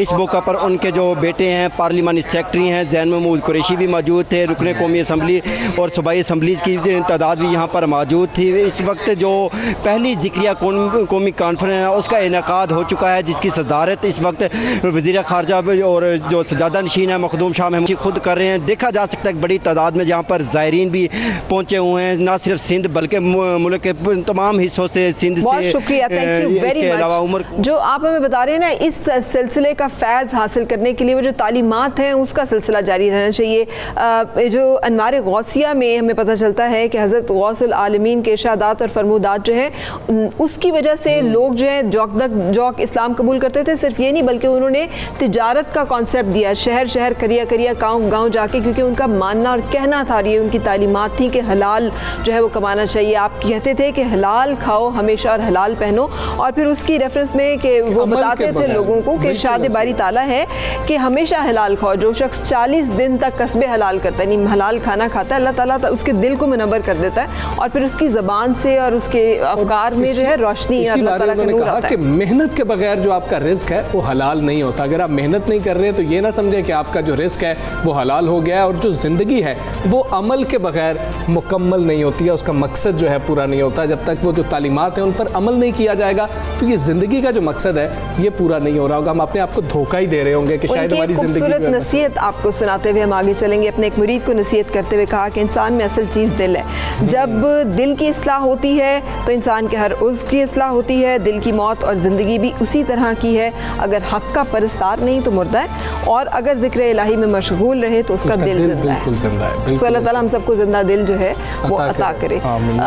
ये एक सिलसिला जो है वो इस वक्त जारी है, जहाँ पे सिलसिला आलिया सुहरवर्दिया के अजीम पेशवा गौस से हज़रत गौस बहाउद्दीन ज़िक्रिया सुहरवर्दी मुल्तानी रहमतुल्लाह अलैह के उर्स मुबारक की हमने आपको तफसील बताई है। कुछ मामला जो है वो ज़िंदगी के, अब जैसे हम वापस आते हैं कोविड और उसके साथ जुड़े हुए बहुत सारे हमारी ज़िंदगी के मुख्तलिफ शोबाजात हैं, जिसमें एक बहुत अहम शोबा जो है वो मीडिया इंडस्ट्री का है, जहाँ पर हमें शोबिस की मसरूफियात जो है वो बड़ी मुतासर होती दिखाई देती हैं। तो इस हवाले से हमने एक सीनियर अदाकारा, हमारी बहुत रिस्पेक्ट लैला ज़ुबैरी साहिबा से रब्ता किया और उनसे हम जानेंगे कि उनका ख्याल क्या है कि शोबिस की दुनिया में इस वक्त क्या चल रहा है। अस्सलाम वालेकुम लैला ज़ुबैरी साहिबा, सबसे पहले तो थैंक यू वेरी मच वक्त निकालने का और हमें वक्त देने का। बताइएगा कि आपके हाल में क्या असरात हैं आप लोगों की ज़िंदगी पे, फ़नकारों की ज़िंदगी पे, कोविड के, कोरोना के जो असरात हैं इंडस्ट्री पे, शोबिस पे, वो क्या हैं? कोरोना की वजह से जैसे कि तमाम हर इंडस्ट्री पे कोई इफेक्ट्स हुए हैं, तो हाँ शोबिस पे भी हुए हैं नेचुरली, क्योंकि हमारा काम रुक गया था। काफ़ी अरसे हम लोगों ने काम नहीं किया। बहुत सारे प्रोजेक्ट्स थे जो बीच में रुक गए थे, मतलब उनकी शूट्स रुक गई थी। तो इस वजह से ज़ाहिर इफेक्ट तो बहुत हुआ। नए प्रोजेक्ट्स कोई शुरू नहीं हो रहे थे, इसी वजह से उसके लिए वेट हो रहा था कि कब शुरू होंगे। तो बहुत सारे एक्टर्स जो इसी के ऊपर सर्वाइव करते हैं उनके लिए बहुत मुश्किल टाइम था, क्योंकि नेचुरली हम तो काम करते हैं और साथ साथ पैसे मिलते हैं, तो उनको नहीं पैसे मिल रहे थे, तो उनके लिए भी बहुत सारी मुश्किलात उन्हें फेस करनी पड़ी। मगर अल्हम्दुलिल्लाह अब काम शुरू हो गया है, अब काम हो रहा है, और मेरे ख्याल से तो हर जगह ही शुरू हो गया काम। इस्लामाबाद में भी हो रहा है काम। मैं अभी शूट पर से ही आ रही हूँ, मतलब आजकल मेरी शूट चल रही है, तो आजकल रोज़ शूटिंग हो रही है। ड्रामों को मज़ीद बेहतर करने की हमेशा बात होती रहती है कि हम अपनी इंडस्ट्री को कैसे बेहतर कर सकते हैं। वो क्या इकदाम है खासतौर पे हमसे वो जो अर्तुगरुल के बाद एक डिबेट चली है ना कि इस तरह के ड्रामे हमारे क्यों नहीं बनते, हम क्यों नहीं दिखा सकते, और अगर किसी और जुबान में है तो हम हमारे लोग वो देख रहे हैं। हम वो सास बहू की तकरार से या फिर हर वक्त वो फितनों से, घरेलू फितनों के उसमें से क्यों नहीं निकलते तो उसको कैसे, स्टोरीज को कैसे बेहतर किया जा सकता है, कैसे ड्रामे बेहतर किए जा सकते हैं? मज़ीद बेहतर बनाने के लिए ज़ाहिर है थोड़ा सा स्टैंडर्ड को बेहतर करना होगा। जो हमारा कंटेंट है उसको थोड़ा सा इम्प्रूव करने की बहुत सख्त ज़रूरत है, क्योंकि अब असल में ड्रामे बहुत ज़्यादा बन रहे हैं, तो उसकी वजह से जो क्वालिटी है वो कहीं खो गई है, क्वांटिटी में खो गई है। तो हमें दोबारा से इसके ऊपर फोकस करना चाहिए और अपनी क्वालिटी को बेहतर करने की कोशिश करनी चाहिए, जो कंटेंट की क्वालिटी है। वैसे तो टेक्निकली हमारे बहुत बेहतर हो गया है ड्रामा, मगर जो स्क्रिप्ट है वो इतना मजबूत नहीं रहा है। और एक ही चीज़ है, जो एक कोई चीज़ चल जाती है तो फिर हर एक उसी को बार बार रिपीट कर रहा होता है, लोग भी तंग आ जाते हैं वो चीज़ें देख देख के। तो उसको हमें थोड़ा सा बेहतर करने की ज़रूरत है। बिल्कुल सही, बिल्कुल सही। आपको याद होगा छाँव से एक बड़ा हिट ड्रामा सीरियल था लैला ज़ुबैरी का, जो कोयटा सेंटर ने टेलीकास्ट किया था। और उससे होता यह था जब PTV के मुख्तलिफ सेंटर्स ऑपरेट करते थे ना, तो मुख्तलिफ तरह का टैलेंट पूरे मुल्क से आता था। और जैसे वो कह रही हैं कि स्क्रिप्ट अच्छा नहीं रहा, तो ये भी बता दीजिएगा लैला आपा कि आपके सामने ही अर्तुगरुल ने ना सिर्फ दुनिया में बल्कि पाकिस्तान में तो मकबूलियत के रिकॉर्ड तोड़ दिए और झूठ साबित कर दिया इस बात को कि इस तरह के ड्रामे जो है लोग देखते नहीं है, देखना नहीं चाहते। अब तो ये बहुत बड़ा क्वेश्चन मार्क बन गया है कि जब लोग देखना चाहते हैं तो फिर ये ड्रामे बनते क्यों नहीं है? आपके ख्याल में वजूहात क्या हैं, क्या वजह है कि हम अपना कंटेंट जो है वो एक मखसूस डिगर पर ही चलाई रखते हैं, दूसरी तरफ जाने की हम तैयार नहीं हैं, या कुछ और मुश्किलात हार्डल्स हैं कुछ? देखिए, जो इस तरह के ड्रामे होते हैं ना, उसका बहुत बड़ा बजट होता है।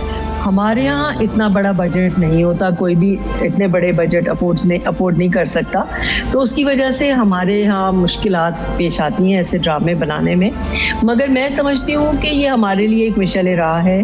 हमें एक तरह से हमें एग्जाम्पल मिला है कि इस तरह के ड्रामे भी लोग पसंद कर सकते हैं। ज़रूरी नहीं है कि आप सिर्फ ड्रामों में एक लड़का और एक लड़की और उनका अफेयर या एक्स्ट्रा मैरिटल अफेयर या इस तरह की चीज़ें दिखाएं तभी लोग देखें, क्योंकि कहा यह जाता है कि ये ड्रामे इसलिए बनाए जा रहे हैं क्योंकि इनकी रेटिंग ज़्यादा आती है। अगर आप औरत को रोता हुआ दिखाएं, थप्पड़ खाता हुआ दिखाएं, घर से निकालते हुए दिखाएं, तो उनकी रेटिंग ज़्यादा आती है। हालांकि मैं समझती हूँ कि जिस तरह का अभी अर्तुगरुल चला और उसका जितना ज़्यादा उसको पजीराई दी गई, जितना ज़्यादा लोगों ने उसको देखा, तो इसका मतलब है कि अगर हम हिस्टोरिकल किस्म के प्लेस बनाएं तो वो भी लोग देखेंगे, क्योंकि हम ही लोग हैं जो कि लोगों का टेस्ट डेवलप कर सकते हैं। जो चीज़ हम उन्हें दिखाना शुरू करते हैं लोग वो देखने लगते हैं। तो अगर आप अच्छी चीज़ दिखाएंगे तो वो ज़रूर देखना शुरू कर देंगे। बिल्कुल, अच्छी चीज़ दिखाएंगे तो वो ज़रूर देखेंगे। लैला ज़ुबैर हमारे साथ मौजूद थी, बहुत शुक्रिया आपका। वो भी यही कह रही थी कि अगर अच्छा बनाएंगे तो लोग ज़रूर देखेंगे। सही कह रही हैं, मखसूस मगर चीज़ें आप इसका ना दिखाई जा रही तस्वीर का एक दूसरा पहलू भी है। ये जैसे आप मिज़ोजिनिस्टिक एक एटीट्यूड को देख लेना।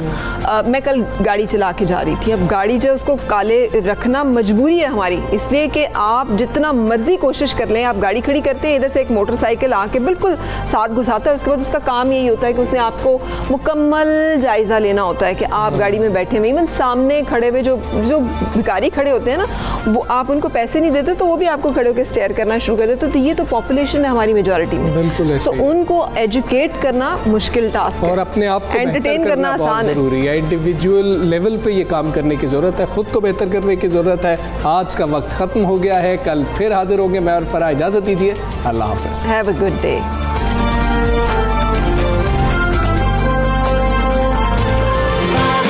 सुबह सवेरे पाकिस्तान।